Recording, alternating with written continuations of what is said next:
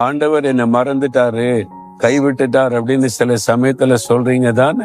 ஆண்டவர் உங்களை நினைவுல வச்சிருக்கிறார். அதுக்குதான் உள்ளங்கையில வரைந்து வச்சிருக்கிறாராம். சிலர்கிட்ட பேசும்போது தன்னுடைய மனைவி பிள்ளைகளை பத்தி பேசுவாங்க. அவங்க எப்படி இருப்பாங்க அப்படின்னு கேட்டோன்னு டக்குன்னு சந்தோஷமா பர்ஸ் எடுப்பாங்க, திறந்து காமிப்பாங்க. பர்ஸுக்குள்ள போட்டோ இருக்கும், பாத்துறீங்களா? இதான் என் பிள்ளைங்க, இது என் மனைவிங்க, என் குடும்பங்கன்னு சொல்லிட்டு அதை மறக்காமல் இருக்கிற பர்ஸுக்குள்ள ஒரு போட்டோ வச்சிருக்கிறாங்க. நீங்க வச்சிருக்கீங்களா? அதை இப்ப செல்போன்ல வச்சிருக்கோம்ல, செல்போன்லயே ஃபேமிலி படம், பிரியமானவங்க படம் வச்சிருக்கல.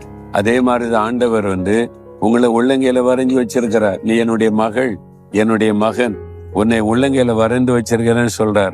இயேசுவின் ரத்தத்தினால் கழுவப்பட்டு மீட்கப்பட்டவங்களை அவருடைய கையில வரைந்து வச்சிருப்பார். குடிகாரனா இருந்தா ஆண்டவர் வரைஞ்சு வச்சு பாதுகாப்பாரா? சிகரெட் பிடிக்கிற ஆளை வரைஞ்சு வைக்க முடியுமா? லஞ்சம் வாங்குற ஆளை ஆண்டவர் அப்படி வரைஞ்சு வச்சு நேசிக்க முடியுமா? துன்மார்க்கமா நடக்கிற ஆளை அப்படி ஆண்டவர் வரைஞ்சு வைக்க முடியுமா?